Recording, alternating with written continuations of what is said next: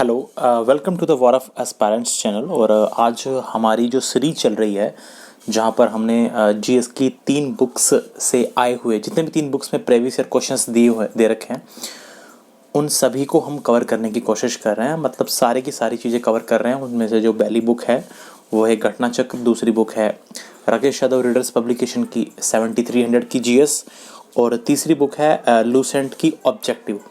तो इन 3 बुक्स से हम लगातार क्वेश्चंस कर रहे हैं। तो अगली सीरीज़ आपके सामने है और आज जो चैप्टर है वो है वैदिक सिविलाइजेशन। तो देखिए आपकी स्क्रीन पर पहला क्वेश्चन जैसा कि आपको दिख रहा है, क्वेश्चन में पूछा गया है कि वैदिक आर्यों का प्रमुख भोजन क्या था। 4 ऑप्शंस आपके सामने हैं: जौ और चावल, दूध और इसके उत्पाद, चावल और दालें और सब्जियां और फल। ठीक, देखिए सीधा सा आंसर, यदि आपने वैदिक सिविलाइजेशन में पढ़ा होगा, यदि नहीं पढ़ा तो भी कोई बात नहीं है, मैं चीज़ें एक्सप्लेन करके यहाँ पर चलने वाला हूँ। देखिए वैदिक आर्य जो थे उनका जो प्रमुख भोजन था, उनका प्रमुख भोजन में होता था दूध, दही और घी का बड़ा विशेष महत्व था। 3 चीज़ें ऐसी थी उसका बड़ा विशेष महत्व था, वो था जिसमें दूध यानी मिल्क, दही और घी, इन चीज़ों का बहुत ज़्यादा इम्पोर्टेंस था। ठीक है, दूध, दही और घी, इन चीज़ों का बहुत ज़्यादा इम्पोर्टेंस था वैदिक सिविलाइजेशन में।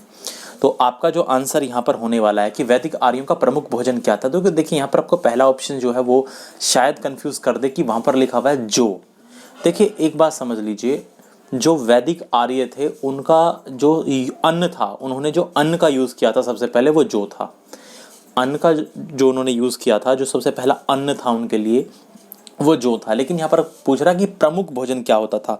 ध्यान रखिएगा, भोजन में दूध, दही और घी का बड़ा विशेष महत्व होता था। दूध का, घी का और दही का बड़ा विशेष महत्व होता था। और याद रखिएगा उनका जो सबसे मेन पेय पदार्थ था जिसको पीते थे, एक पीने वाला जो सबसे मेन पदार्थ था जो उनको सबसे ज़्यादा पसंद था वो था सोमरस। याद रखिएगा वनस्पति से बनाया जाता था, तो उनका जो मुख्य पेय पदार्थ था वो क्या था, सोमरस था। ये भी बात ध्यान रखिएगा, सोमरस जो था वो उनका मुख्य पेय पदार्थ था, सोमरस। इसको बनाया जाता था वनस्पति से, ये वनस्पतियों से बनता था, वनस्पति से बनता था। तो मैंने भी क्या समझाया आपको कि भाई वैदिक आर्यों का जो प्रमुख भोजन में शामिल थे दूध, दही और घी। तो सीधा आंसर क्या हो जाएगा कि वैदिक आर्यों का जो प्रमुख भोजन था वो क्या था, वैदिक आर्यों का प्रमुख भोजन था दूध और उससे बने उत्पाद। आंसर क्या हो जाएगा, दूध और इसके उत्पाद। ये हमारे पहले प्रश्न का आंसर हो जाएगा। वैदिक आर्यों का जो प्रमुख भोजन था वो दूध और इसके उत्पाद थे। नॉर्मल सी चीज है। आगे बढ़ जाते हैं अगले क्वेश्चन पे। नेक्स्ट प्रश्न संख्या 2 आपकी स्क्रीन पर देखिए, पढ़िए क्वेश्चन। कह रहा है कि निम्नलिखित में से कौन सा अन्न मनुष्य द्वारा सबसे पहले प्रयोग होने वालों में से था। तो देखिए मैंने अभी ये चीज़ अभी पिछले वाले क्वेश्चन में भी एक्सप्लेन की थी। लास्ट वाले क्वेश्चन में मैंने आपको ये बात एक्सप्लेन की कि देखिए वैदिक आर्यों का जो भोजन था उसमें दूध, घी, दही आदि का प्रमुख महत्व था। इवन ऋग्वेद में दूध में यव, देखिए ध्यान से एक बात और समझ लीजिएगा, यव को कहते थे, जौ को उस टाइम पे कहते थे यव। और इस यव को दूध में डालकर क्या बनाई जाती थी, खीर बनाई जाती थी, खीर, जिसको आप ये कह सकते हैं शीर। क्या बनाई जाती थी, खीर बनाई जाती थी। यव को दूध में डाल करके खीर बनाई जाती थी। अभी पिछले वाले जब क्वेश्चन आया था तो वहीं पे मैंने आपको समझाया कि कौन सा अन्न मनुष्य द्वारा सबसे पहले प्रयोग होने वालों में से था। तो बिल्कुल भी गड़बड़ मत कर दीजिएगा, यहाँ पर आपका आंसर हो जाएगा जौ।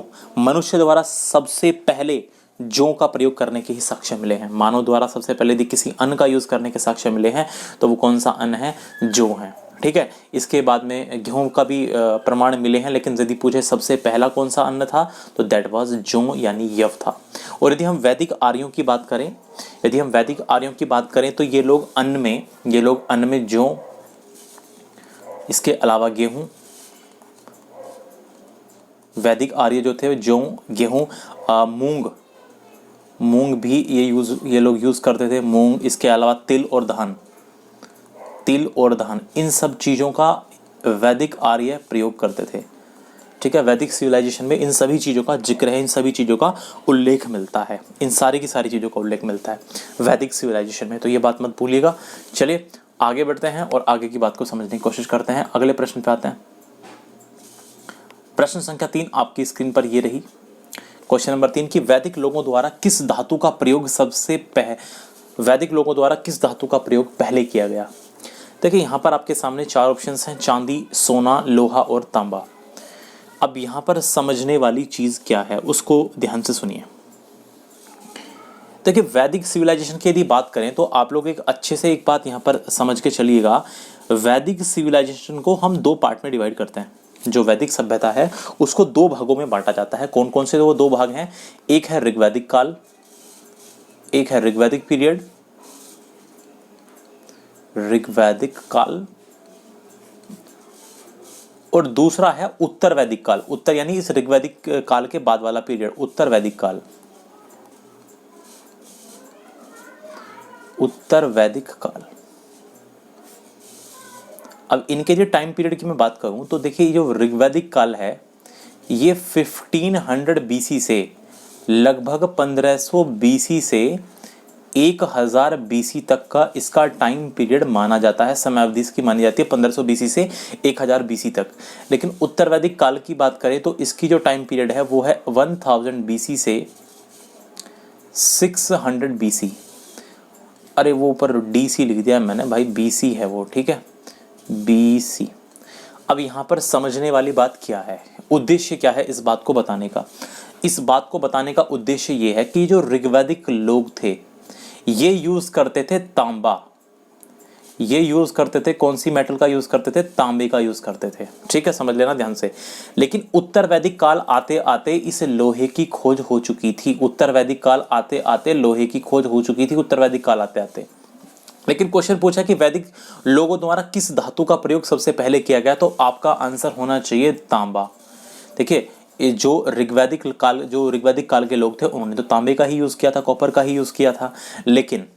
लेकिन जैसे ही उत्तर वैदिक काल आया तो उत्तर वैदिक काल के लोगों, जब उत्तर वैदिक काल आ गया था तो इन लोगों ने लोहे की खोज भी कर ली थी। ऐसा माना जाता है कि उत्तर वैदिक काल में लोहे की खोज हो चुकी थी।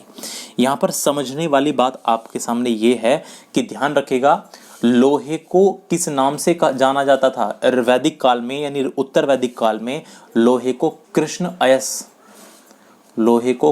अयस या श्याम अयस के नाम से जाना जाता था। श्याम अयस के नाम से जाना जाता था, ये बात ध्यान रखिएगा। और तांबे को कहा जाता था लोहित अयस। तांबे को लोहित अयस के नाम से जाना जाता था इस वैदिक पीरियड में, लोहित अयस। ये बात ध्यान रखिएगा, कुछ छोटे छोटे पॉइंट हैं।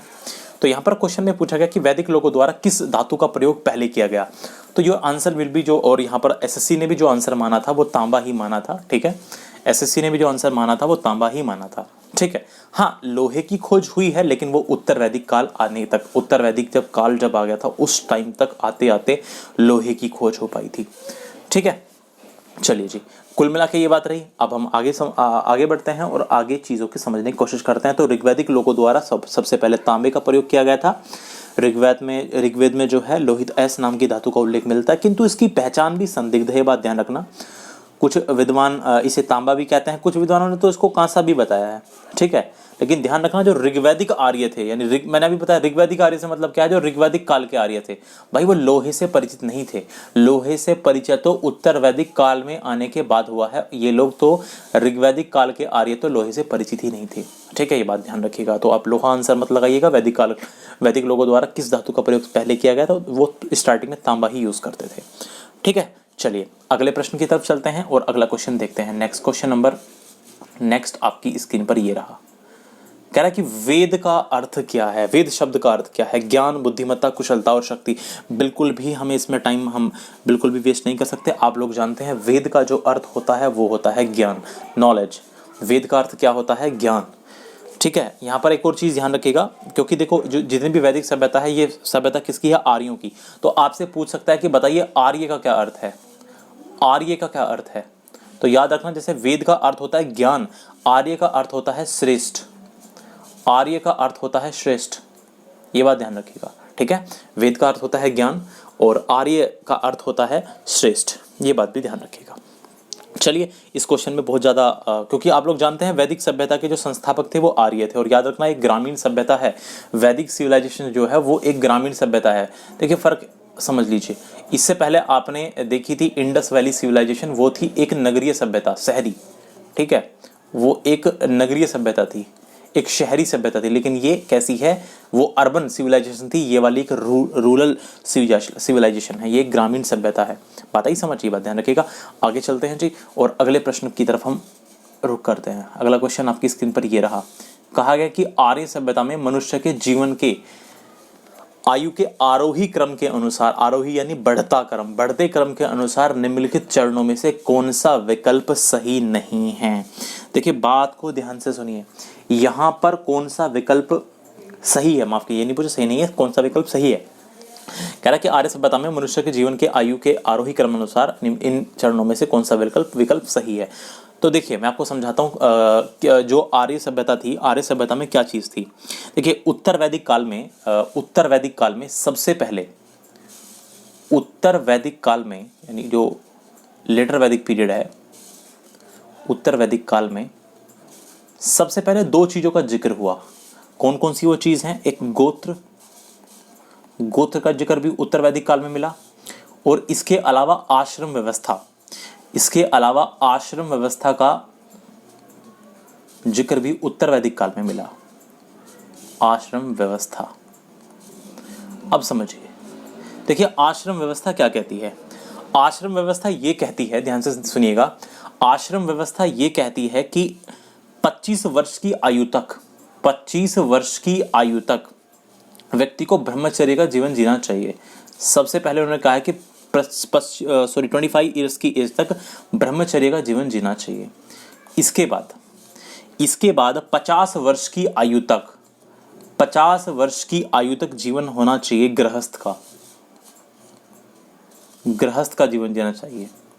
और उसके बाद 75 वर्ष की आयु तक चले जाना चाहिए, हमें वानप्रस्थ का जीवन जीना चाहिए। 75 वर्ष की आयु तक वानप्रस्थ का जीवन जीना चाहिए।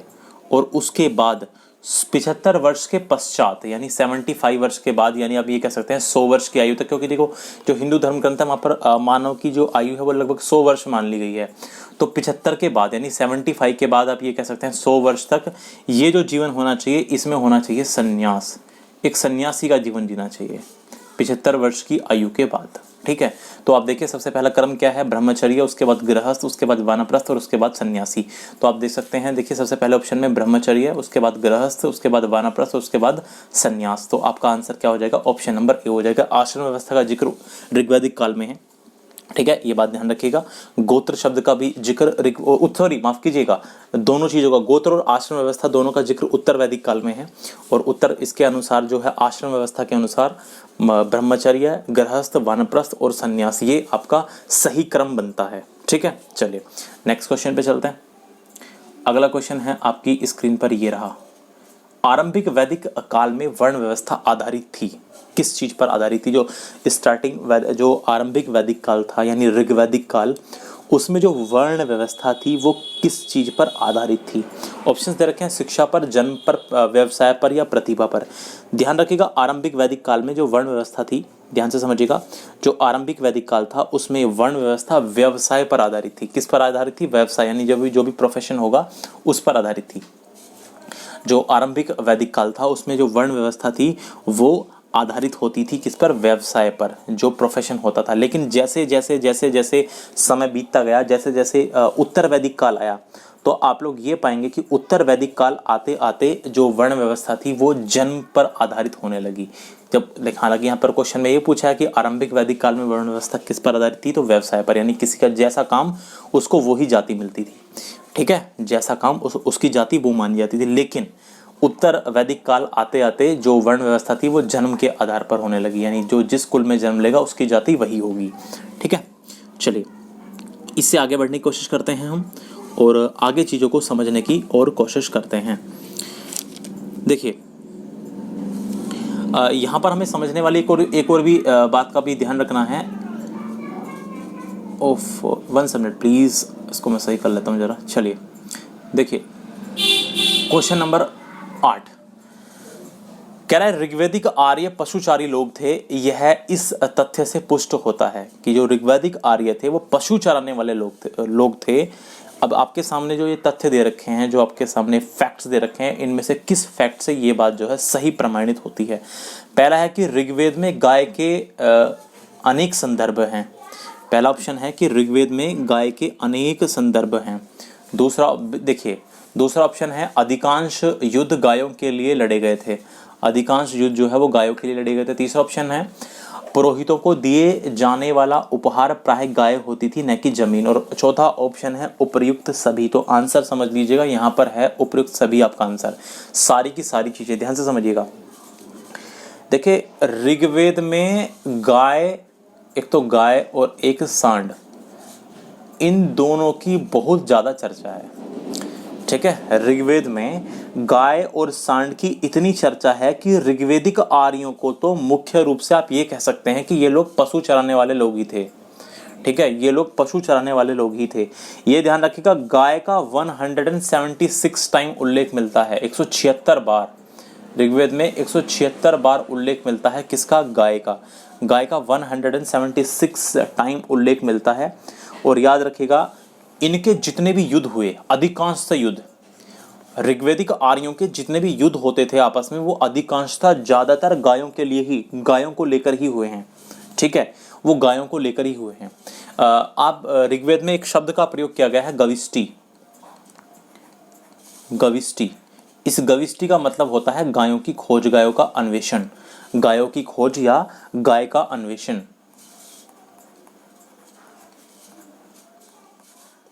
तो ध्यान रखिएगा, ऋग्वैदिक काल में जितने भी युद्ध हुए हैं, ऋग्वैदिक काल में जितने भी युद्ध हुए हैं, वो मोस्टली किनको लेकर के हुए हैं? वो गायों को लेकर के ही हुए थे। ये बात भी ध्यान रखिएगा। सही से मैं जरा इसको लिख देता हूँ।